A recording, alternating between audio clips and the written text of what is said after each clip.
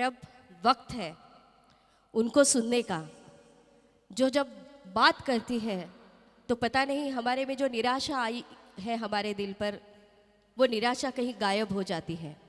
सवेरे हमने आपसे वादा किया था यहाँ से जब आप जाएंगे तो आप एक नए खुद को महसूस करेंगे, पूरा स्ट्रेस लेवल आपका नष्ट हो चुका होगा, है ना?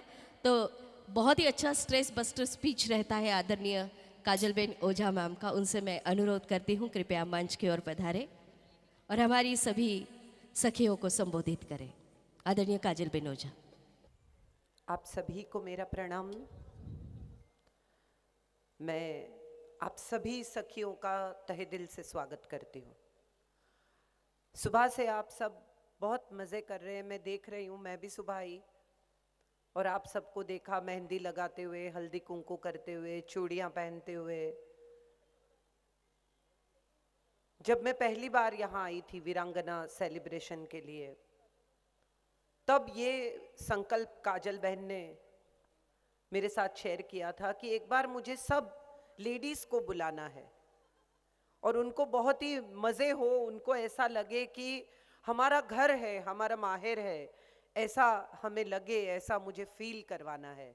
और मुझे लगता है उनका ये संकल्प बरोबर उन्होंने कर दिखाया है और आप सब ने आज दिन भर माहिर का अनुभव किया है कि नहीं किया है? तो जरा आवाज़ आनी चाहिए, इतनी ठंडी तो नहीं है। तालियां नहीं, मुझे आपकी आवाज़ सुनाई देनी चाहिए। एक अच्छी कविता आपके लिए लेकर आई हूँ, आपको बहुत मज़ा आएगा।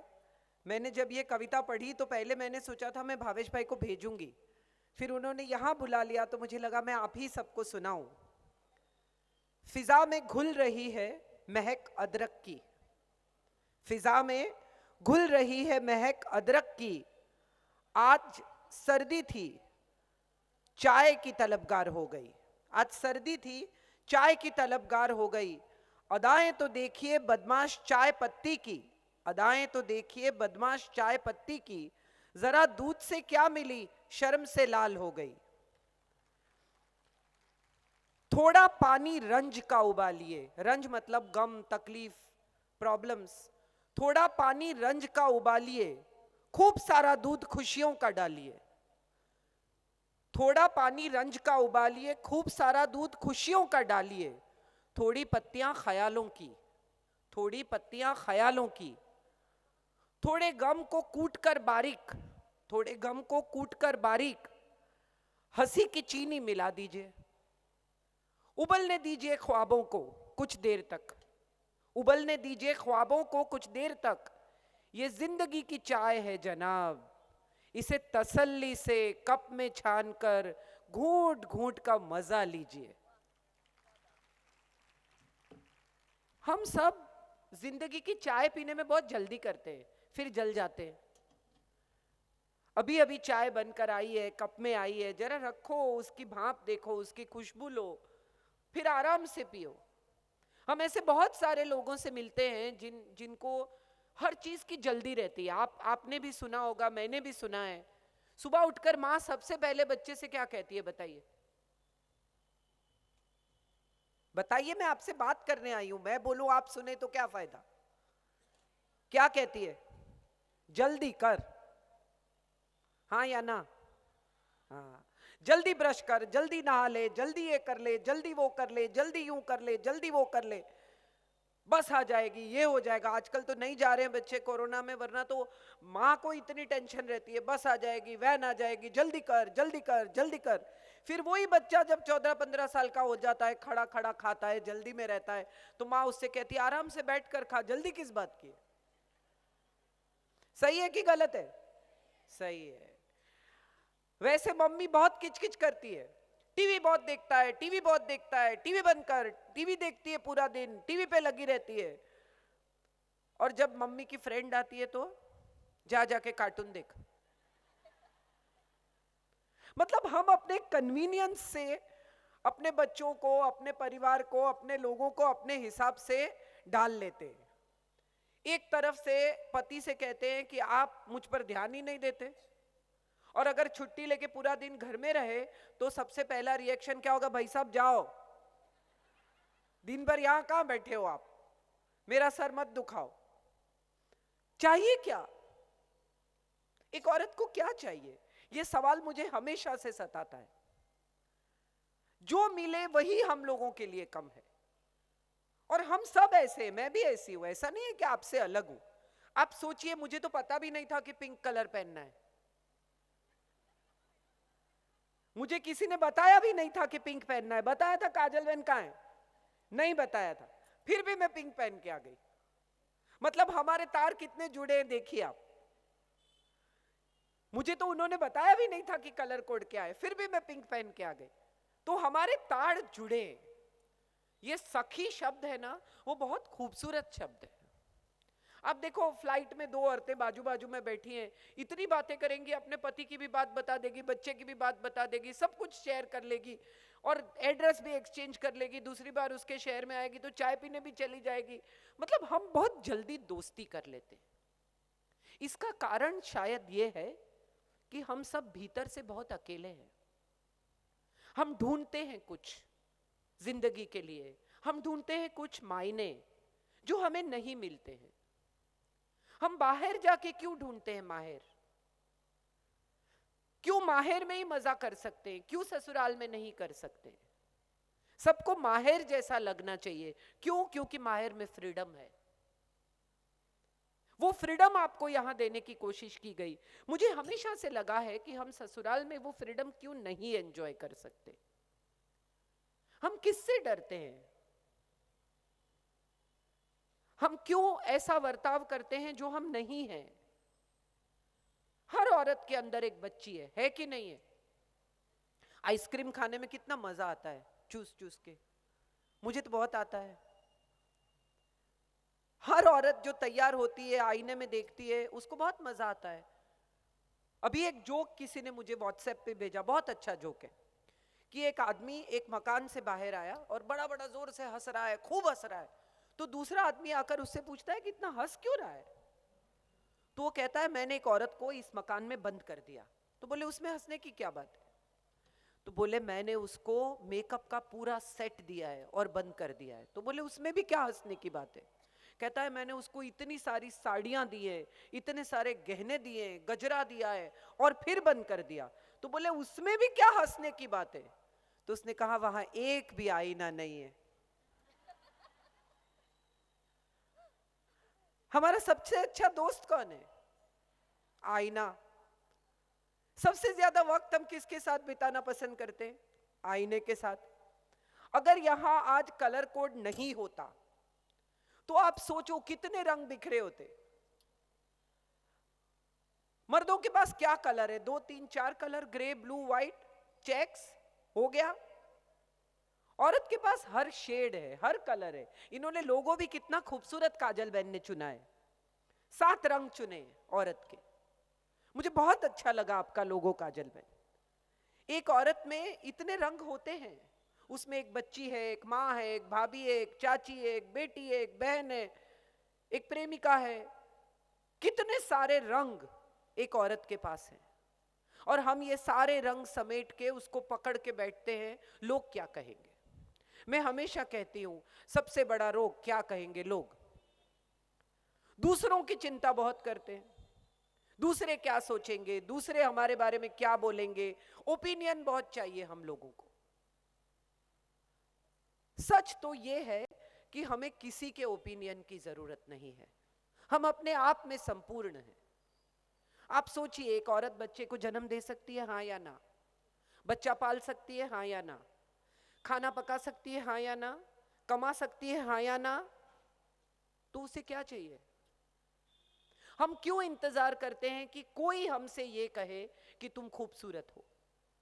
सारी मम्मियां अपनी बेटी को क्या बोलती है? बाल बढ़ाओ, स्किन सुधारो, ये करो, वो करो, ऐसा मत करो, उपटन लगाओ, मास्क लगाओ, तेरे मुंह पे पिंपल आने लगे, तेरे बाल खराब हो रहे हैं, तेरा ये हो रहा है, तेरा वो हो रहा है। और सबसे बड़ी बात, आज जब इतनी सारी लेडीज यहां पर है, इतनी सारी मेरी बहनें यहां पर है, तब मुझे आपसे ये कहना है कि लड़की देखना क्या होता है? ये कोई सिनेमा की टिकट है? हम क्या बोलते हैं? लड़की देखने जा रहे हैं। टिकट रखनी चाहिए लड़की के माँ बाप को 10-10 रुपए की। देखने के लिए। और माँ भी बड़ा सजा वजा के, पिता भी बड़ा सजा वजा के लड़की के सामने, उसको लड़के के सामने प्रेजेंट करते हैं। आप सोचिए वो रोज ऐसी दिखने वाली है, स्ट्रेट किए हुए बाल, मेकअप, क्या वो रोज ऐसी नहीं दिखेगी? तो क्या जरूरी है कि हम अपनी बच्ची को सजा धजा के किसी के सामने पेश करें और कोई उसे पसंद या ना पसंद करे? हमारी बच्ची का अपना एक गौरव है, हमारी बेटी का अपना एक सम्मान है, उसे कभी किसी के सामने पेश मत कीजिए।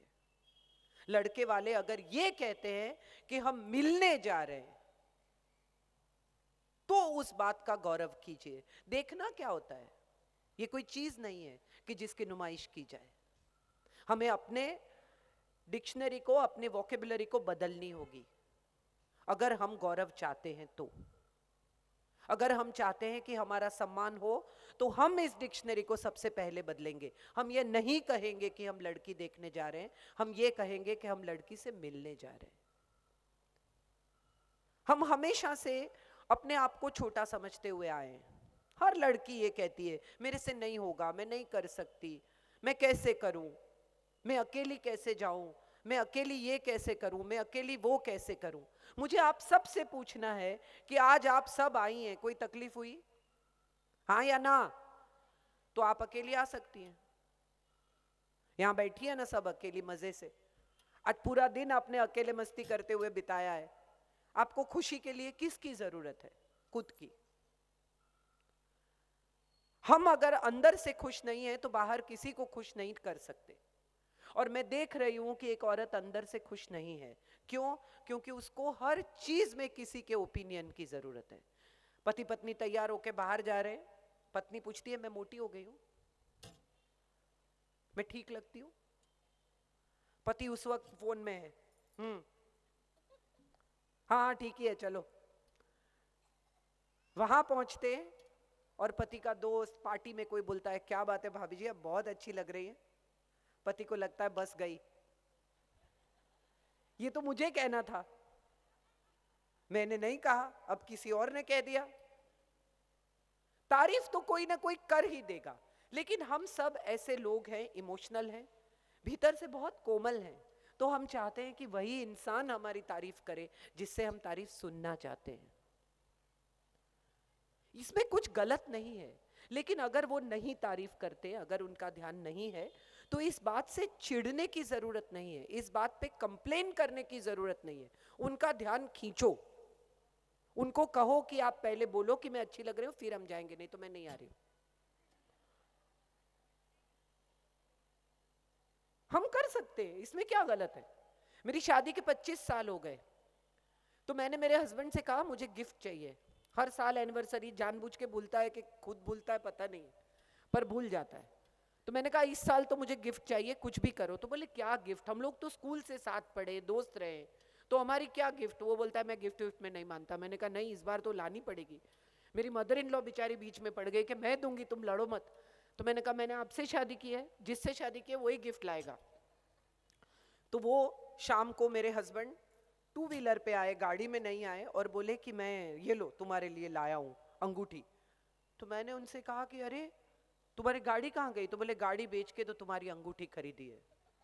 कोई बेचता नहीं है, पर देखो हंस सकते हैं दो लोग मिलकर।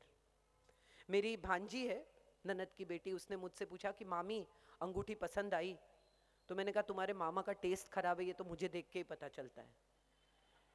लेकिन अंगूठी इसलिए मुझे बहुत पसंद आई क्योंकि 25 साल बाद भी उसे मेरी उंगली का नाप बिल्कुल सही याद है। बहुत साल हो गए हमने एक दूसरे के हाथ नहीं पकड़े, लेकिन फिर भी उसे याद है कि मेरी उंगली का नाप क्या होगा। मुझे लगता है यही हमारी रिश्ते की मजबूती है। रोज सुबह उठ के नहीं आपको कोई बोलेगा कि आई लव यू। हम आजकल बड़े विदेशी होते चले जा रहे हैं। हमको लगता है कार्ड चाहिए, गिफ्ट चाहिए, वैलेंटाइन डे मनाएंगे, एनिवर्सरी मनाएंगे, 12 बजे केक काटेंगे। ऐसा पहले नहीं था, ये पिछले 10 सालों में आया है। एनिवर्सरी के दिन गजरा आता था एक बहुत खूबसूरत, और मुझे लगता है गजरा पहनाने का जो वो विधि था वो केक काटने से बड़ा था। वो इतना इंटीमेट, इतना खूबसूरत पल था कि वो केक काटने में नहीं आता है।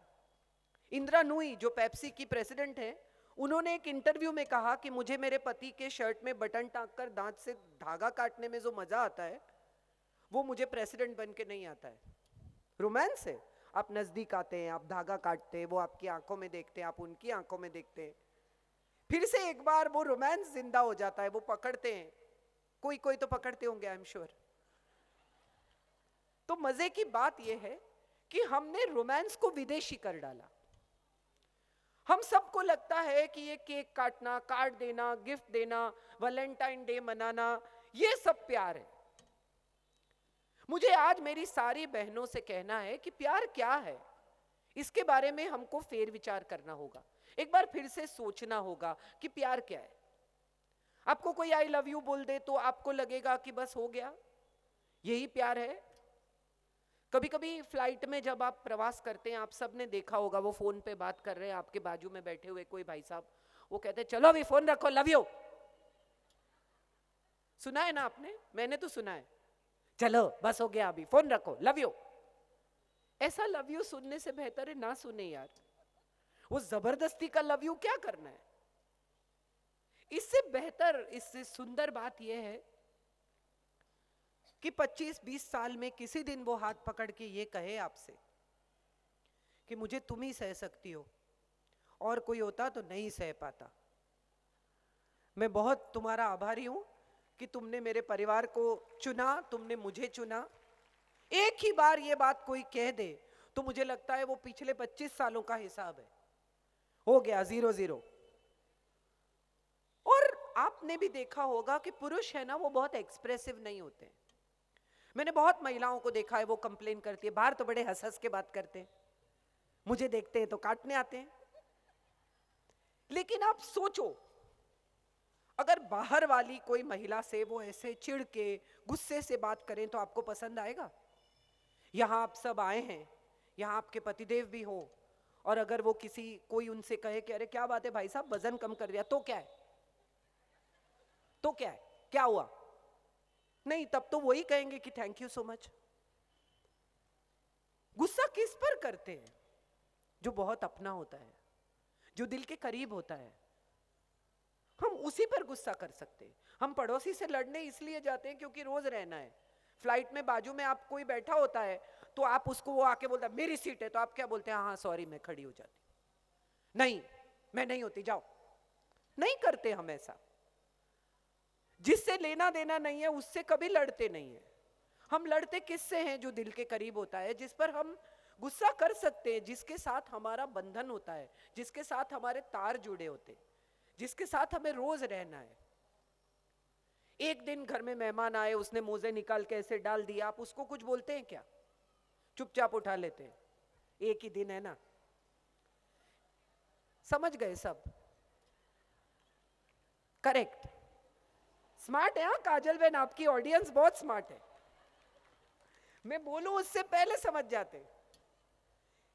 लेकिन अगर पति ने किसी दिन आके मोजे इधर उधर फेंके, फिर देखिए आप मजा। सारा दिन मैं यही करती रहूं, यही मेरा काम है, मुझे और कुछ काम ही नहीं है, सारा दिन आपका कचरा उठाओ, आपका घर संभालो, आपके बच्चे बड़े करो, तो उसमें क्या गलत है? मुझे आप सबसे ये पूछना है कि उसमें गलत क्या है? एक गृहिणी क्या होती है? संस्कृत में जो होम मेकर होती है उसे गृहिणी कहते हैं। एक गृहिणी क्या होती है? सारा गृह जिसका ऋणी है वो गृहिणी है। तो हम ये काम करने से क्यों हमें लगता है कि नहीं नहीं मुझे नहीं करना है?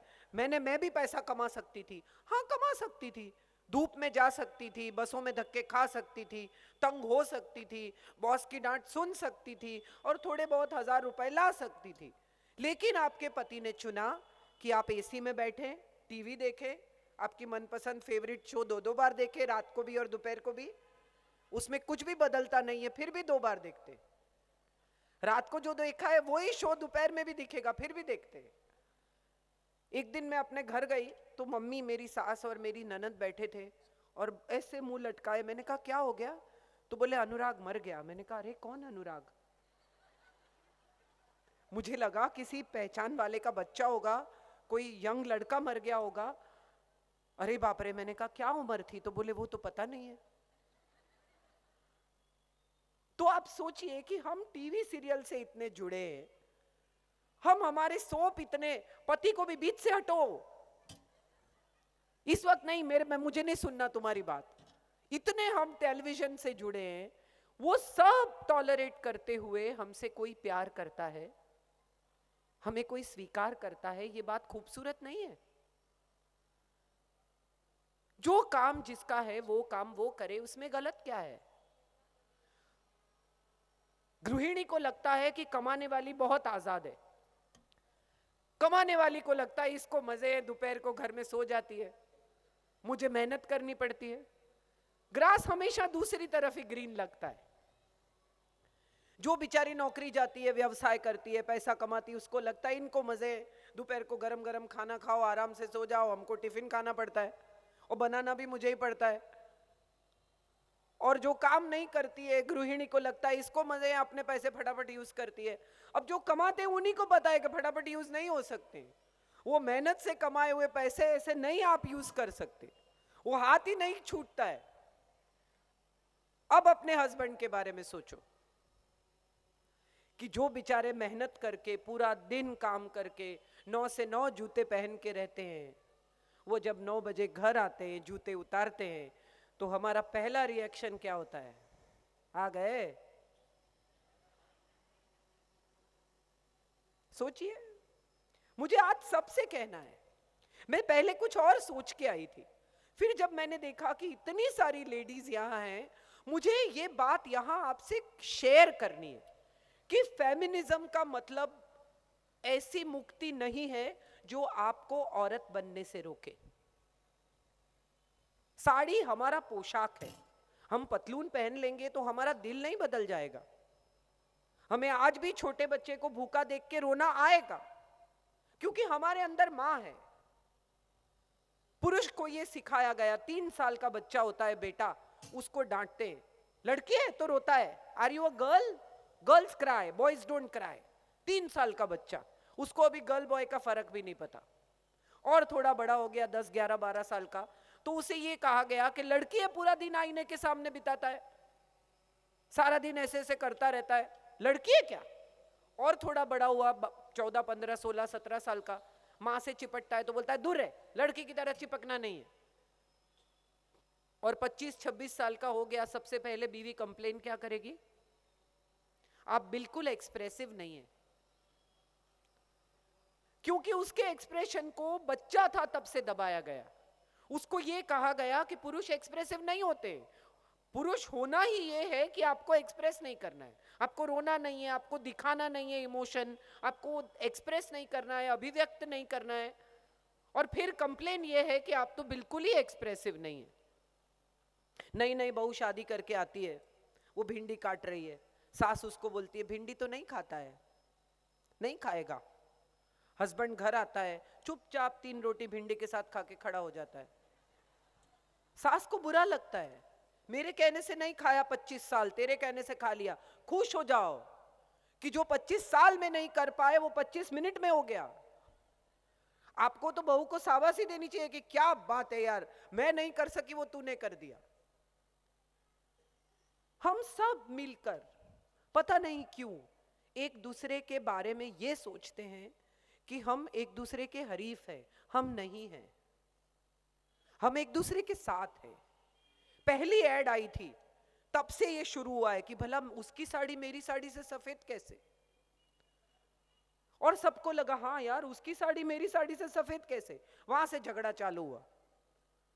एक्चुअली ऐसा कुछ नहीं है, किसी की साड़ी सफेद नहीं है, वो दूर है इसलिए सफेद दिखती है, नजदीक दाओ तो उसकी साड़ी में भी दाग है। हम सब दूर से देखते हैं, हम सब दूर से दूसरों का जायजा लेते हैं। जिसके भी घर में घुसे तब पता चले कि उसको भी वही सब करना पड़ रहा है जो हम करते हैं। मैं भी अपने घर में करती हूँ, आज यहां आई हूं तो कोई और संभाल रहा है, मैं घर में होती हूं तो मुझे भी देखना पड़ता है। उसमें कुछ भी गलत नहीं है। एक औरत को मां बनने के लिए भगवान ने चुना है, खुद ईश्वर ने, खुद खुदा ने, खुद अल्लाह ने। खुद जीसस ने चुना है उसे, और इसलिए चुना है क्योंकि उसमें मातृत्व है, वो मां है। 3 साल की बच्ची को आप डॉल दे दो, उसको किसी ने नहीं सिखाया कि बच्चे को कैसे हैंडल करते, ऐसे उठाती है, ऐसे लगाती है, उसको सिखाया नहीं है आपने कि डॉल को कैसे उठाते। उसको खुद से पता है कि डॉल छोटा बच्चा है, उसको ऐसे ही उठाया जाएगा, इसको ऐसे ही उठाया जाएगा। और एक लड़के को दीजिए 3 साल के, पहले ऐसे उठाएगा, फिर अगर कैंची वेंची हाथ में आ गई तो बाल काट देगा, फिर पैर निकालेगा, फिर हाथ निकालेगा, फिर हाथ की जगह पैर, पैर की जगह हाथ, फिर देखेगा ये नई टाइप का प्राणी कैसा लगता है। मजे है। एप्पल और नारंगी अलग है, उसको अलग बनाया गया है, उसका स्वाद अलग है, उसका रेजिंग अलग है, उसका होना अलग है, उसके अस्तित्व अलग है। आपको थोड़ा सा ऐसा स्त्री जैसा पुरुष पसंद आएगा, हाँ या ना? नहीं। तो पुरुष जैसी स्त्री पसंद आएगी, हाँ या ना? तो क्यों हम उनके जैसे बनने की कोशिश कर रहे हैं? हम हैं, हमारा गौरव है। सबसे बड़ी बात यह है कि हम औरत होने का गौरव करें। हम पीड़ित नहीं है, हम शोषित नहीं है, हम निर्बल नहीं है, हम दुखी नहीं है। हाँ, बलात्कार होते हैं, हाँ छोटी बच्चियों पर भी बलात्कार होते हैं, हाँ औरतों पर अत्याचार होते हैं, औरत दुखी है, लेकिन हर औरत दुखी नहीं है। आप सोचिए, आपके हस्बैंड घर आते हैं, कैश पैसा लेके आए हैं दुकान से, किसको देते हैं? क्यों चुप हो गए सब? हंस रहे हैं थोड़ा थोड़ा। किसको देते हैं बताइए? आपको देते हैं, हाँ या ना? फिर आप उस पैसे को क्या करते हैं? कबर्ड में रखते हैं। फिर चाबी किसके पास रहती है? बताइए बताइए। आपकी कमर में लटकती है। और अगर 5 लाख रुपए उन्होंने दिए हैं, उसमें से वो 2 लाख रुपए मांगते हैं, तो आप क्या पूछते हैं? क्यों? पैसे उसने दिए, बैंक पूछता है आपसे क्यों? पर आप पूछते हैं, तो अधिकार किसका है? आप हैं गृह लक्ष्मी, आप घर की लक्ष्मी हैं। आप खुद अपने आप पर भरोसा करना सीखें। मैं यहां यही कहने आई हूं, सबसे पहले खुद पर भरोसा करें। सबसे पहले यह तय करें कि आप कर सकते हैं। कहानी कोमल की हो, कहानी सिंधुताई की हो, कहानी मेरी हो, कहानी किसी की भी हो, वहीं आके खड़ी हो जाती है। आप सोचिए, 9 महीने की प्रेग्नेंट औरत को पति मार मार के निकाल देते हैं, नदी के किनारे वो बच्चे को जन्म देती है, खुद नाल काटती है, और इतने बच्चों की मां बनती है। और ये सब होने के बाद जब पति लौट के आते हैं, तो सिंधुताई कहती है कि रख लो, ये क्षमा है, ये माफ करने की कला औरत के पास है। हम क्यों उस कला को नष्ट कर रहे हैं? हमारी सारी कलाएं नष्ट हो रही हैं। माहेश्वरी साड़ी कोई नहीं बुन रहा, पटोले नहीं हो रहे, पैठणी भी अभी लोग कहते हैं सच्ची नहीं मिलती है। तो इन सारी कलाओं के साथ हमारे भीतर की कला भी तो नष्ट हो रही है। हम क्षमा नहीं कर सकते, हम प्यार नहीं कर सकते, हम भरोसा नहीं कर सकते, हम किसी के साथ इतने नजदीक नहीं आ सकते। सबको लगता है, आप ऐसे ही फोन कर लो किसी को और बोलो मुझे कुछ भी काम नहीं था, मैंने ऐसे ही फोन किया, वो आपको 3 बार पूछेंगे अच्छा कुछ भी काम नहीं था, ऐसे ही फोन किया, सच में कोई काम नहीं था। क्योंकि हम भूल गए एक दूसरे के हाल पूछना, हम भूल गए एक दूसरे के करीब आना। कोरोना ने हमें यह सिखाया कि बिना इंसान के इंसान नहीं रह पाएगा। हम सीख गए कि हम लोगों को एक दूसरे की जरूरत पड़ेगी। हम सीख गए कि हमें अपने आप पर भी भरोसा करना पड़ेगा, अपना ख्याल खुद रखना पड़ेगा। आप इतनी सारी मेरी बहनें यहां बैठी हैं, मुझे बताओ कैल्शियम कितने लोग लेते हैं? 1। क्या बात है सर, अपने लिए तालियां बजाओ। आपको खुद को अपने लिए तालियां बजानी चाहिए। 30 साल के बाद हड्डियां आपकी एस्ट्रोफोरोसिस के लिए तैयार हो जाती हैं। हम कैल्शियम नहीं लेते, लेकिन हस्बैंड के पीछे जरूर घूमते हैं, आपकी दवाई ले लो, आपकी दवाई ले लो। नट्स कितने लोग खाते हैं? 1 2 3 4 10 12, वेरी गुड, नंबर बढ़ रहे हैं। बायकांचं जेवण, हम लोगों को तो कुछ भी चलता है। हस्बैंड अगर घर में नहीं है, बच्चा अगर बाहर गया है, तो वो बायकांचं जेवण है। सुबह का चलेगा, 2 रोटी और चाय चलेगी, ब्रेड और चाय चलेगी, अपने लिए नहीं। ये त्याग नहीं है, इतना जरूर समझ लें। अगर आप इसको त्याग कहते हैं तो ये त्याग नहीं है। आप घर का बैकबोन है, घर की धरी हैं आप। आप जिस दिन बीमार पड़ जाएंगी, पूरा घर चक्कर में पड़ जाएगा। तो आपका ख्याल रखना ये आपकी जिम्मेदारी है। आप स्वस्थ रहें, ये आपकी जिम्मेदारी है। आपको लगता है मैं त्याग कर रही हूं, मुझे तो चलता है, मैं चलेगा, मेरा नहीं चलेगा, क्योंकि पूरे घर की जिम्मेदारी आप पर है। आपको नहीं चलेगा, आप मत चलाइए, आप अपना ख्याल रखिए, क्योंकि आपको पूरे घर का ख्याल रखना है।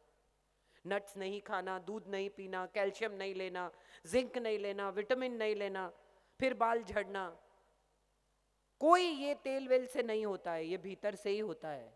ये तेल लगाओ, फला तेल लगाओ, आंवला लगाओ, ये करो, कुछ नहीं होता। और आप सोचिए, कितनी छोटी बच्ची को आपने कॉन्शियस कर दिया है कि सुंदर होना ही औरत होना है। क्या खूबसूरत नहीं होती वो औरतें नहीं होती? क्या उसको दुनिया तालियों से नहीं नवाजती?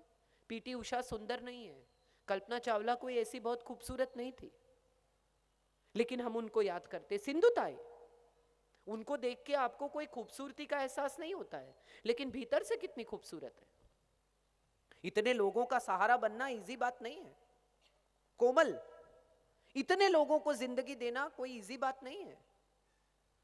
तो मुझे लगता है खूबसूरत होना ये हमने किसी कहीं से सीख लिया है, कि हमको लगता है सुंदर होना ही सब कुछ है। और ये टेलीविजन आपके पीछे पड़ गया है, बाल काले करो, वजन घटाओ, स्किन एकदम कोमल बनाओ। आप सोचिए, इतनी सारी मेरी बहनें बैठी हैं, आप बताइए कौन से पति घर पर रुक गए? आप वैसलीन लगाएं कि ये लगाएं कि वो लगाएं, आपके हाथ ऐसे फिसल गए और वो रुक गए, ऑफिस नहीं गए? बताइए, एकाध है कोई किस्सा? ऐसा कुछ नहीं होता है। आपको ये ख्याल बेचा जा रहा है कि आप सुंदर हैं तो ही समाज आपको अलग नजरिए से देखेगा। आपकी टांगे अगर साफ है, आपकी एड़ियां अगर साफ है, आपके बाल अगर काले हैं, आप अगर सुंदर लगती हैं। सुंदर होना बिल्कुल इंपॉर्टेंट नहीं है, और उसमें आपका कोई कंट्रीब्यूशन भी नहीं है, वो आपका डीएनए है। अगर आपकी माँ या दादी या बहन या पिताजी गोरे थे, आप गोरे हैं, आपने कुछ नहीं किया। आपकी नाक सुंदर है क्योंकि परिवार में किसी की नाक सुंदर थी, तो आपकी नाक सुंदर है, इसमें आपने कुछ नहीं किया। लेकिन हाँ, अगर आपका दिल सुंदर है, आपका जहन सुंदर है, तो आपने डेफिनेटली कुछ किया है। और मुझे लगता है वो करना ज्यादा जरूरी है। आप सोचो, मैं आप सब से एक लॉजिकल सवाल पूछती हूँ कि बहू एकदम ऐश्वर्या राय जैसी हो, खूबसूरत, दीपिका पादुकोण जैसी, कैटरीना जैसी, सुंदर, ऐसे छुओ तो मैली हो जाए, इतनी खूबसूरत, लेकिन मुंह खोले तो गाली निकले। ये एक सैंपल है। दूसरा सैंपल है, बहुत खूबसूरत नहीं है, थोड़ी सी काली है, शायद थोड़ी सी मोटी भी है, लेकिन आपके घर से कोई बिना खाना खाए नहीं जाता है। गर्मियों में कुरियर वाला भी आता है तो वो पूछती है, छाछ पियोगे, पानी पियोगे भाई साहब? आप कौन सी बहू चुनेंगे? क्यों कोई नहीं बोल रहा है अब? काली। तो इसका मतलब ये हुआ कि खूबसूरत होना इंपॉर्टेंट नहीं है। और इस बात को गांठ से बांध लो, बढ़ती हुई उम्र कोई किसी चीज से आपको नहीं रोकती है। दिल जवान होना चाहिए। वहीदा रहमान की उम्र देखिए, और वो शिल्पा शेट्टी के साथ डांस करती है, उसका वीडियो देखिए, और वो शिल्पा शेट्टी से ज्यादा ग्रेसफुल लगती है और उससे ज्यादा खूबसूरत लगती है। रेखा जी 63 साल की उम्र में फिल्म फेयर में डांस करती है और लोग उसको आंखें फाड़ के देखते हैं। काले बाल, पतली कमर, ऐसा कुछ नहीं है। और ये पतला होना तो पता नहीं कहां से आ गया है। सब जिसको देखो डाइट कर रहे हैं, सबको लगता है पतले हो जाएंगे तो सुंदर हो जाएंगे। नहीं, हड्डियों के पीछे सिर्फ कुत्ते भागते हैं, बाकी आप समझदार हैं। तो मैं जो कहना आपसे चाहती हूं, मेरी बात इतनी ही है, हम में क्षमा है, हम में धैर्य है, हम में मातृत्व है, हम में गौरव है। हमारी कहानियां कितनी खूबसूरत है। अपाला, घोषा, गार्गी, लक्ष्मीबाई। 21 साल की लड़की गार्गी याज्ञवल्क्य को रोककर कहती है कि आपने कैसे तय कर लिया कि आप ही सबसे ज्ञानी हैं? मैं आपसे प्रश्न पूछूंगी और आप मुझे जवाब दीजिए। वेद का सबसे बड़ा डायलॉग, सबसे खूबसूरत और सबसे ज्ञानी डायलॉग है गार्गी और याज्ञवल्क्य का संवाद। हमारे पास द्रौपदी है, हमारे पास सीता है, हमारे पास उर्मिला है। हमारी कहानियां आज से सदियों पुरानी है। हम क्यों विदेश से हमारे एग्जाम्पल खड़े कर रहे हैं? हमारे पास तो ये परंपरा है। और आप सोचिए, ये मुखपट्टी कितने सालों पहले जैन बांधते थे, अब हमको लगा कि अरे वाह, ये मुखपट्टी बांधनी पड़ेगी। पानी उबाल के पीजिए, शाम को अंधेरा होने से पहले खा लीजिए, ये तो कितने सालों से चल रहा है। ये आयुर्वेद ने आपको सदियों पहले कहा, पर हमने सुना नहीं। हमें लगा हम विज्ञान को अपनी तरह से चेंज कर लेंगे। अब हल्दी हमारे लिए सबसे इंपॉर्टेंट है, अब तुलसी का काढ़ा, अदरक, लौंग, हम सब चीजों को वापस लेकर आ रहे हैं। फैशन भी वापस आ रही है, जरदोजी वापस आ गया है, बंद गले के ब्लाउज वापस आ गए। मधुबाला किसी जमाने में पहना करती थी, अब सब पहनते बंद गले के ब्लाउज। किसी जमाने में बड़े लोग गले के ब्लाउज पहनते थे, पीछे शर्मिला जी खाली नोट बांधती थी, वो भी फैशन चला, अब ये भी फैशन चला। मतलब ये है कि हम ट्रेंड के साथ बदलते चले जाते हैं, लेकिन यहां से कुछ नहीं बदलते। कपड़े बदल लेते, आदतें बदल लेते हैं। छोटे से थे, मेरी दादी माँ चटनी बनाती थी पत्थर पे, फिर मम्मी मिक्सर ले आई, गुर्र चटनी बनाया, हम भी देखते थे ऐसे छोटे बच्चे, अरे वाह। अब बहू रेडीमेड चटनी लाती है, काट के पानी डालती है, वेरी गुड। बनाने की झंझट चली गई। समय बदलता है, यहां से हम नहीं बदलते हैं। तो मुझे लगता है हर औरत को जो इतिहास का वहन करती है अपने कंधे पर, हर औरत इतिहास को लेकर चलती है। हर औरत के पास अपना एक इतिहास है, क्योंकि वो हर आने वाली पीढ़ी को जन्म देती है। और जो औरत आने वाली पीढ़ी को जन्म देती है वो खुद एक इतिहास है। आपके पास पिछली पीढ़ी भी है, आपके पास आने वाली पीढ़ी भी है, और आप खुद इसके बीच में खड़ी हैं, तो आप खुद एक इतिहास है। आप मत सोचिए कि मैं कुछ नहीं कर सकती। हमारे बाजू में एक बहन रहते थे, रीटा बहन।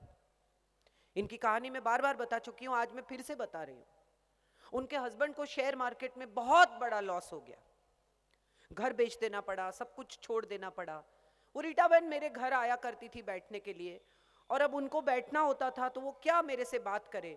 तो वो कभी मटर लेके आती थी, कभी फ्रेश हल्दी लेके आती थी कि मैं आपके मटर छिल देती हूँ, आपका ये कर देती हूँ, बातें करेंगे। तो अच्छा रहता था मेरे लिए, मेथी कर देती थी मेरी, और हम बातें करते थे। फिर मेरे पास बार बार काम मांगने लगी, काजल बहन जॉब दिलाओ, काजल बहन जॉब दिलाओ। अब 12th पास है, मैं उनको जॉब भी क्या दिलाऊं? इतने अच्छे घर की लेडी है, मैं उनको कहीं प्यून भी नहीं लगा सकती। बहुत सोचा, बहुत सोचा। एक दिन रात को मुझे ख्याल आया कि अरे रीटा बहन, आप जो करती है वही कीजिए। तो बोले क्या? मैंने कहा ये मेथी, ये फ्रेश हल्दी, ये छिले हुए मटर, ये छिले हुए तूर के दाने हमारे जैसी औरतों के लिए बहुत बड़ा आशीर्वाद है। और उन्होंने अपना बिजनेस शुरू किया। आज आप उनको फोन करके बोलो कि मुझे 500 ग्राम साफ की हुई मेथी चाहिए, तो वो आपको बोलेंगी काजल बहन आज नहीं, सर्दियां चल रही है, मैं बहुत बिजी हूं। उन्होंने अपने पैसे से अपने घर का वो रेंट भर रही हैं, अपने बच्चों को पढ़ा रही हैं, अपना 2 व्हीलर लिया है। मुझे लगता है ये बहुत बड़ा अचीवमेंट है एक औरत के लिए। ये उस प्रकार की कैकेयी है जिसने दशरथ के टूटते हुए रथ में अपनी उंगली डाली थी। अपने पति के टूटते हुए रथ में उसने उंगली डालकर पति को फिर से लड़ने के लिए खड़ा किया है। मैं ऐसी रीटाओं को सलाम करती हूँ। वो क्या पढ़ी हैं, कैसी दिखती हैं, उससे कोई लेना देना नहीं है। वो क्या सोचती है उससे लेना देना है। बहुत सारी मम्मियों को मैं सुनती हूं, हाँ हाँ हमें तो हमारी बेटी पर विश्वास है, लेकिन दुनिया खराब है। सही बात है, बहुत खराब है, समय भी बुरा है, लेकिन आप अपनी बेटी को इतनी मजबूत बनाइए, इतनी हिम्मत वाली बनाइए, इतना अपने आप पर वो गौरव करे कि वो गलत चीजें सहे नहीं। उसके पीछे अगर कोई लड़का आ रहा है रात को तो रुक के कहे कि चल मेरे डैडी से मिलना है, आजा। क्यों डरे वो किसी से? हम अनजाने में अपनी बेटियों को डरा देते हैं, जमाना खराब है, ये पढ़ो ये पढ़ो ये पढ़ो। हाँ होता है गलत, लेकिन हर घर में गलत नहीं होता है। दहेज के लिए बहुओं को जलाया जाता है, लेकिन वो हमारे जैसे परिवार नहीं है। बलात्कार होते हैं कहीं गांव में, कोनों में, शहरों में, किसी झूपड़पट्टी में, किसी बिल्डिंगों में, लेकिन वो हमारे जैसे लोग नहीं है। मत डराओ अपनी बच्चियों को, उसे लड़ने की हिम्मत दो, क्योंकि आप इतिहास है। आपने अपनी सास को भी देखा है जो पैसा पैसा बचाकर, अचार खुद डालकर, अनाज खुद साफ करके भरती थी, और आप अपनी बेटी को भी देख रही हैं जो ईयरफोन लगा के गाना सुनती हुई जा रही है। और आप इन दोनों के बीच में ब्रिज हैं। और पुल की जिम्मेदारी यह है कि वो खुद प्रवास नहीं करता, वो और लोगों के लिए प्रवास का साधन बनता है। आप प्रवास का साधन है नई पीढ़ी के लिए। मत डरिए, दुनिया इतनी भी बुरी नहीं है जितनी हमें दिखती है। अपनी बेटियों को पढ़ाइए, अपनी बेटियों को हिम्मत दीजिए, उनको आगे बढ़ने की ताकत दीजिए, क्योंकि आप देंगी वही ताकत लेकर वो पूरी जिंदगी जिएगी। आप देंगी वही सीख लेकर वो अपनी जिंदगी में आगे बढ़ेंगी। और जब से ये मोबाइल आए, मम्मी रोज सुबह फोन करती है, सु बनायो, खाना क्या बनाए तुम्हारे घर में, ये क्या हुआ, वो क्या हुआ, इसका क्या हुआ, उसका क्या हुआ। नहीं, मत कीजिए, उसे अपनी जिंदगी जीने दीजिए। आपने उसको जहां भेजा है वहां वो आपके संस्कार लेकर गई है, आपने उसको बड़ा किया है, भरोसा कीजिए उस पर। अपने संघर्षों से उसे खुद निपटने दीजिए। रोज रोज फोन कर कर उसकी जिंदगी में आप मत दखल कीजिए, क्योंकि वो कभी सेटल नहीं हो पाएगी। एक माँ की जिम्मेदारी क्या है? वो साइकिल लेकर दौड़ती है बच्चे के पीछे, और जब उसको लगता है कि बच्चे का बैलेंस हो गया, वो छोड़ देती है। बच्चा गिरता भी है, लेकिन अगर गिरेगा नहीं तो जिंदगी में कभी खुद साइकिल पे बैलेंस नहीं कर पाएगा। तो उसे अपना बैलेंस खुद ढूंढने दीजिए, मत ढूंढिए उसके लिए बैलेंस। सबसे आखिरी बात, यहां बैठी हुई सब मम्मियों से मुझे कहना है, पढ़ाई बहुत अच्छी चीज है, डिग्री इंपॉर्टेंट है, लेकिन आप मार्क मदर मत बनिए। सारी मम्मियां हाईएस्ट किसके, क्यों इतने मार्क हैं, क्यों ऐसा हो गया? एक बहुत अच्छी जोक किसी ने मुझे पिछले हफ्ते भेजी है कि एक मम्मी अपने घर में सफाई कर रही थी, तो उसे एक रिपोर्ट कार्ड मिला। तो उसने वो रिपोर्ट कार्ड देखा और उसकी बच्ची को एक थप्पड़ मारा, बोला छुपाती है रिपोर्ट कार्ड, ये मैथ्स में 50 में से 9 मार्क, ये इंग्लिश में 50 में से 11 मार्क, ये साइंस में 50 में से 6 मार्क। बेटी ने उससे कहा जरा ऊपर नाम भी पढ़ लो।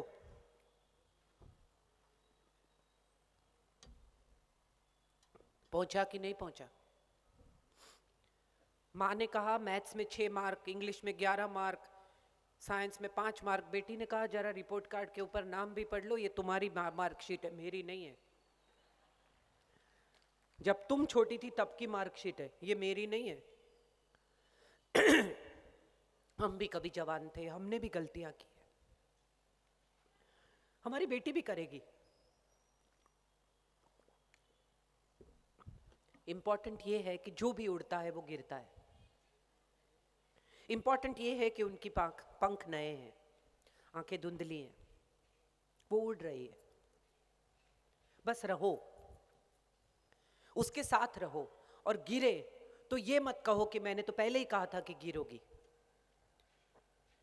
कहो कि उठो और फिर से उड़ने की कोशिश करो। जब बच्चा गिरता है तो उसे चोट आई है, उसे अपनी गलती का एहसास है।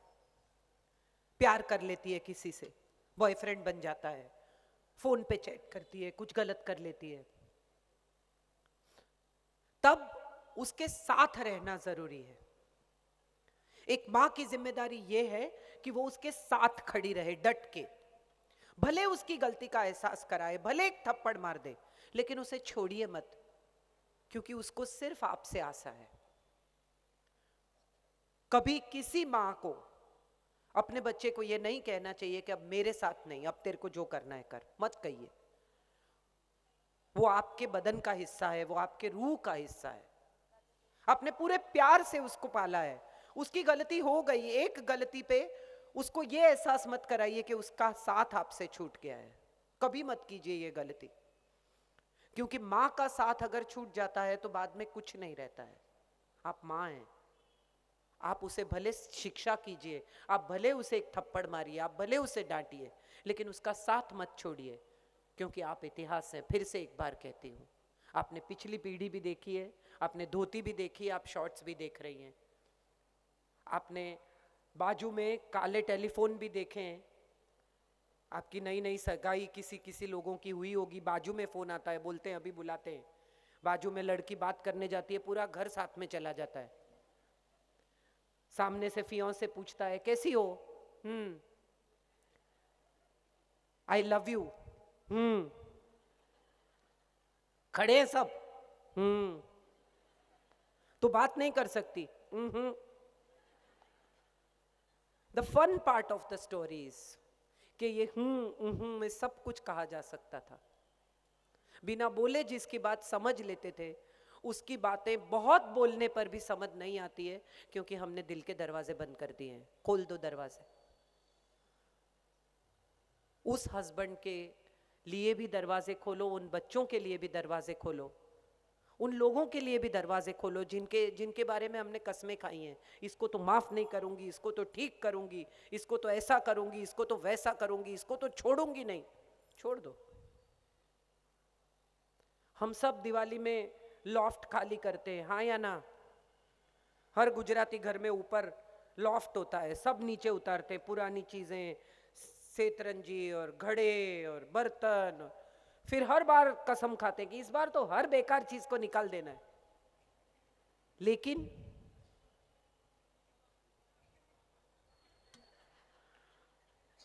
सब ऊपर, क्योंकि बेकार कुछ लगता ही नहीं। 20-20 आदमियों का खाना बनाने के पतीले अब भी रख छोड़े, आते हैं 20 आदमी घर में, कभी काम आएंगे। मेरा कहना सिर्फ इतना है कि वो सारी चीजें फेंक दो जो अब बेकार है, वो ख्याल हो, गिले हो, शिकवे हो, कंप्लेन्स हो, पीड़ा हो, पास्ट हो। मैंने बहुत सारी औरतों को देखा है कि वो पास्ट को पकड़ के बैठती है। जब झगड़ा होता है तो कहां से शुरू होता है कि 5 साल पहले जब हम गोवा गए थे तब आप अपने फ्रेंड के साथ चले गए थे। आज का मुद्दा क्या है भाई? आज क्यों तुम्हारा मुंह चढ़ा हुआ है? वो 5 साल पहले गोवा की बात कहां से आ गई? लेकिन वो पिछला हिसाब ही चलता जा रहा है, तो नया हिसाब ऐड होता चला जाता है। आज का हिसाब आज सुलटाओ, बात खत्म करो, कल नया हिसाब नहीं करेंगे। मत कीजिए कैरी फॉरवर्ड पेन को, मत कीजिए कैरी फॉरवर्ड सवालों को, मत कीजिए कैरी फॉरवर्ड ये सारे झगड़ों को, क्योंकि हम सब खुश लोग हैं। आज आपने कितना मजा किया। किसी को याद आया कि झगड़ा कब हुआ था? आखिरी बार कब झगड़ा हुआ था बताओ? तब तो मजे कर रहे थे, सब मेहंदी लगवा रहे थे, चूड़ियां पहन रहे थे। तो आज जैसे खुश थे हमेशा खुश रहने की कोशिश कीजिए। जिंदगी बहुत खूबसूरत है और ये तब समझ में आता है जब खत्म होने लगती है। थोड़ा जल्दी समझ लें, जो मिला है उसे बहुत एंजॉय करें। आपके पास आज का दिन है, आप सबको पता है, तो आपने आज का दिन कैसे पूरा पूरा कस निकाल लिया कि आज के दिन में हमने पूरा मजा कर लिया। काजल बहन ने जो जो अरेंजमेंट किया था, जो जो आपके लिए किया था, आपने सब का पूरा पूरा जायजा लिया। अब गाने भी सुनेंगे। काजल बहन ने यही सोचा था कि उनको एक एकदम जोरदार दिन देना है, मुझे फ्री होकर मजे कर सके ऐसा। भगवान भी यही सोचकर भेजता है कि आपको यही देना है, बहुत मजे, बहुत खुशियां, बहुत आनंद, बहुत स्नेह, बहुत कंपनी। तो जैसे आज का दिन एंजॉय किया आप सबने, जिंदगी भी एंजॉय कीजिए। मोबाइल के बारे में बहुत सारी मम्मी पूछेंगी मुझे, तो मोबाइल आज के ज़माने का दूषण भी है और फायदा भी है। आप उसके लिए कुछ नहीं कर सकते, ज़माना बदल गया है, परिस्थिति बदल गई है। तो मुझे ये मत कहिए कि बच्चे बहुत टाइम मोबाइल में स्पेंड करते हैं। हम जब छोटे थे हमारे पास मोबाइल नहीं थे, अब ये बड़े हो गए इनके पास है। हम कुछ नहीं कर सकते, सिर्फ ये ध्यान रख सकते हैं कि वो मोबाइल के साथ कुछ गलत ना करें, पॉर्न साइट पे ना जाएं, कुछ गलत चैट ना करें। और इसके लिए आप एक चीज़ कर सकते हैं, सारे के सारे मोबाइल लॉक करना बंद कर दीजिए। मैंने मेरे घर में ये किया है कि कोई फ़ोन लॉक नहीं करेगा, न मैं, न मेरे हस्बैंड, न मेरा बेटा। कोई भी किसी का भी फ़ोन उठाकर फ़ोन कर सकता है। इतना अगर मुझे लगता है आप अपने घर में कर सकते हैं, अपने बच्चे का विश्वास प्राप्त कर सकते हैं, उससे संवाद कर सकते हैं। बात कीजिए अपने बच्चे से, अपनी गलतियां कबूल कीजिए कि मैं जब कॉलेज में थी तो एक लड़का बहुत पसंद था। उसमें क्या हो गया? नहीं होता है क्या? सबको पसंद होता है। सब अपनी नोटबुक के पीछे हार्ट बना के उसमें से तीर निकालते हैं। नहीं निकाला आपने तो कुछ रह गया आपकी जिंदगी में। 20 साल के बाद जब वो मिलते हैं कहीं रीयूनियन में कहीं और, तो आपको तब अपने जीवन साथी कितने प्यारे लगते हैं कि इसके पीछे मैंने टाइम वेस्ट नहीं किया, बहुत अच्छा हुआ। तब तो दिल धड़क जाता था वो गुजरे तो, हाय। अब लगता है कि नहीं नहीं, मेरा हस्बैंड बहुत हैंडसम है, इसके तो बाल झड़ गए, अच्छा ही हुआ जो हुआ। लेकिन कहो ये बात अपने बच्चों से, शेयर करो। अगर आप शेयर करेंगे तो वो शेयर करेंगे। अगर आप दिल खोलकर उनके साथ उनके जैसे बनेंगे, उनके जितने नहीं, उनके जैसे। आप माँ बाप हैं ये कभी मत भूलिए, अपनी अथॉरिटी कभी मत छोड़िए। उनके पास दोस्त बहुत हैं, आपको ये कहने वाले बहुत मिलेंगे कि उन बच्चों से दोस्ती कीजिए, बच्चों से दोस्ती कीजिए, मत कीजिए। हाँ, दोस्त जैसी माँ बनिए, माँ बनी रहिए। आप उसकी उम्र की नहीं है, उसके जितने दिखने की कोशिश भी मत कीजिए। उसकी स्कूल में जाए तो डेफिनेटली साड़ी पहन के जाए, सलवार कमीज पहन के जाए। यंग दिखने की कोशिश मत कीजिए, क्योंकि आपकी अथॉरिटी आपकी ओल्ड दिखने में है। उसको ये लगने दें कि आप उससे बड़ी हैं, आप उसके जितनी नहीं है। आपके पास ज्यादा अनुभव है, उसके पास ज्यादा टेक्नोलॉजी है। अगर दोनों मिल जाएं तो क्या बात है।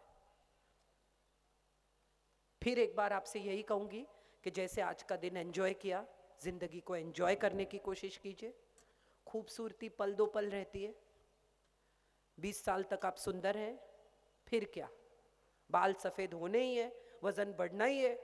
कितना भाग लो, कितना दौड़ लो, कितना डाइटिंग कर लो, इससे अच्छा मस्ती से खाओ पियो ऐश करो। थोड़ा वजन बढ़ भी गया तो क्या है, आप सुंदर ही लगेंगी। और एक और बात आपको बता दूं कि जिस पत्नी को ये डर लगता है कि पति पतली लड़की के पीछे भागेगा, वो पत्नी ये समझ ले कि गरम रोटी तो घर के डाइनिंग टेबल पर ही मिलती है, और वो बात उसको पता है। ये बात हर पति जानता है कि घर के डाइनिंग टेबल पे जो मिलेगा वो और कहीं नहीं मिलेगा, तो घूम फिर के आ ही जाएंगे।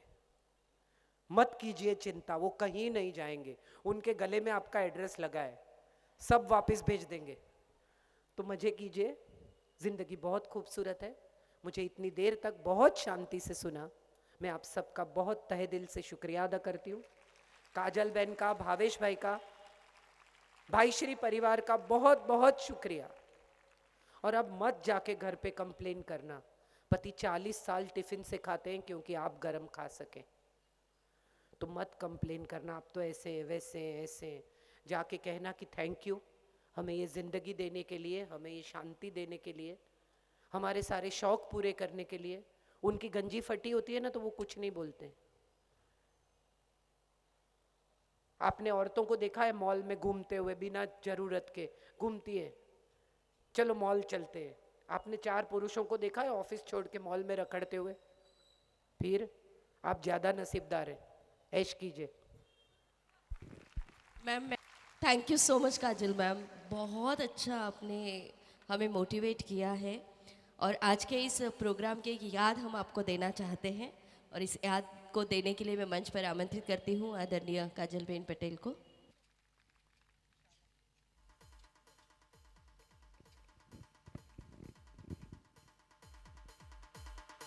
जोरदार टाळ्यांनी एकदा आपण पुन्हा एकदा धन्यवाद देऊयात आदरणीय काजलबेन ओझा यांना, कारण इतकं सुंदर मार्गदर्शन त्यांनी केलेलं आहे।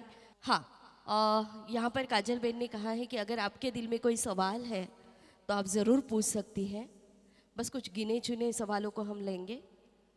कोई है जो?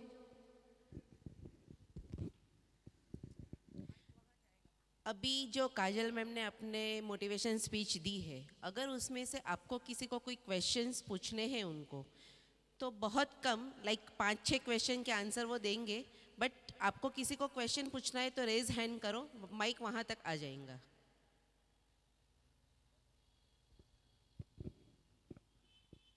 मैं आपसे बात करने के लिए आई हूँ, आप मुझसे बात करेंगे तो मुझे बहुत अच्छा लगेगा। पहला कौन पूछे, ऐसे है मन में? एक पूछेंगे तो सब पूछेंगे, मुझे पता है। यही मजा है हम सब औरतों का। पहले कौन करेगा? आप मुझसे बात करें तो मुझे बहुत अच्छा लगेगा। इसी इसी को कहते हैं नजरों से देखा हुआ भी सच नहीं होता। आप मुझसे बात करेंगे तो मुझे बहुत अच्छा लगेगा। आपके मन में कोई भी बात हो आप शेयर कर सकती हैं, आप बात कर सकती हैं। मेरा विरोध है तो भी बताइए कि नहीं ऐसा नहीं होता, आप गलत हैं। मुझे कभी किसी ने एक बार पूछा था कि इतनी अच्छी अच्छी बातें करती है, आप घर में क्या करती है?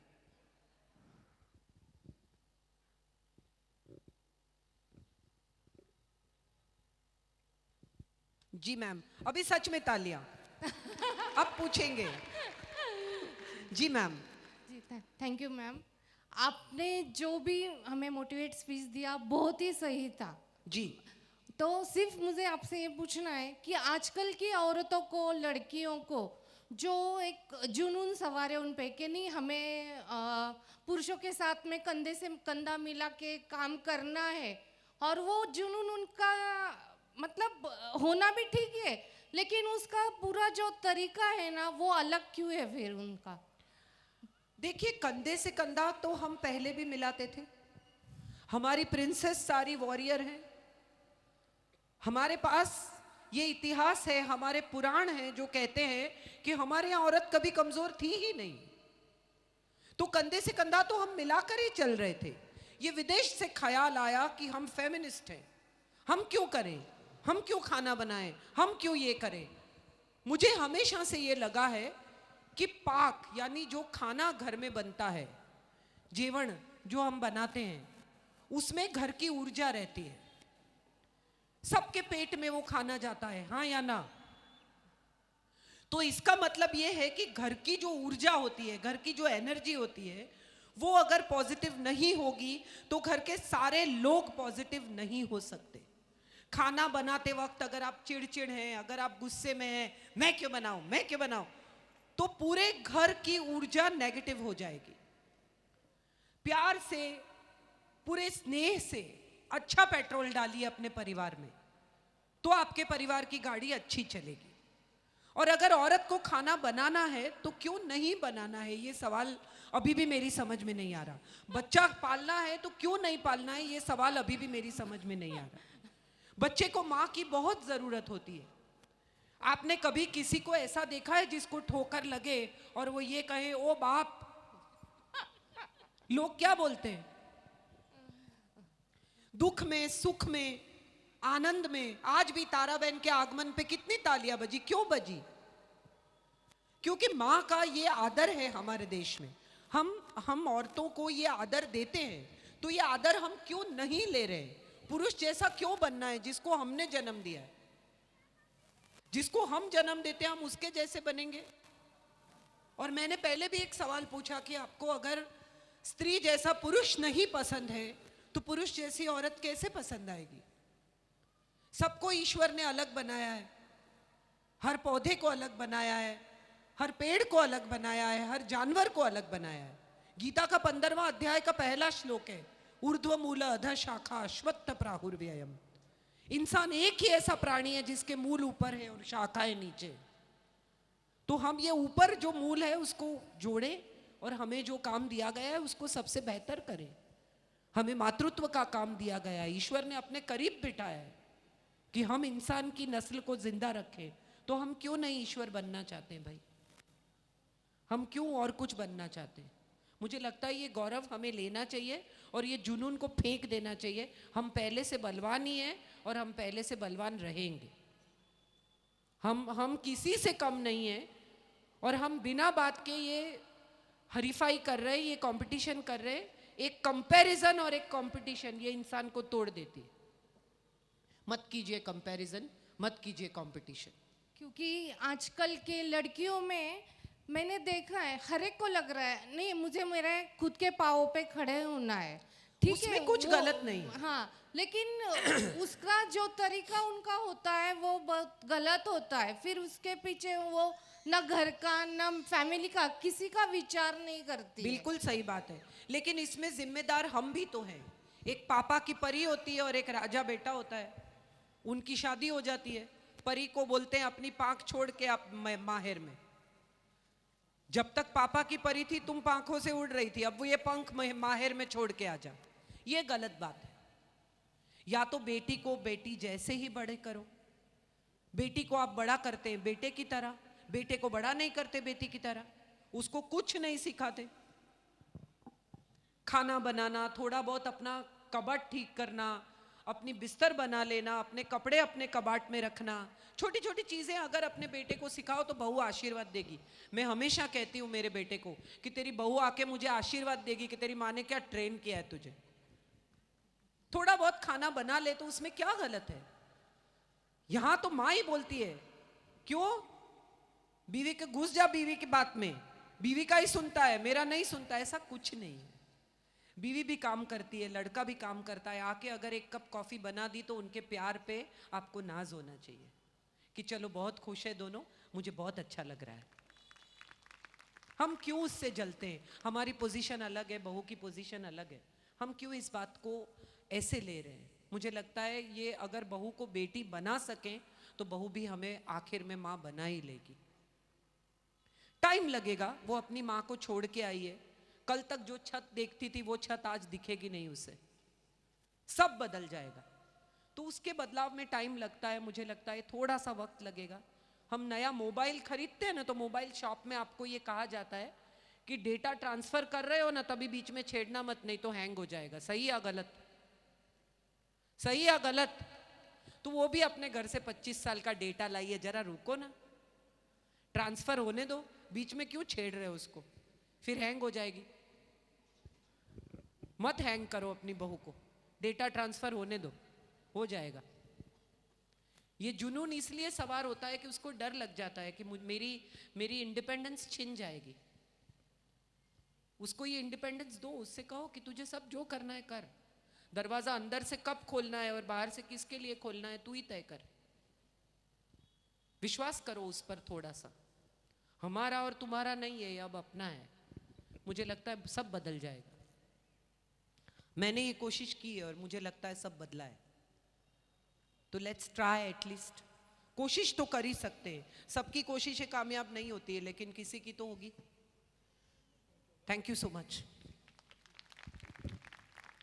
Thank you ma'am, thank you ma'am.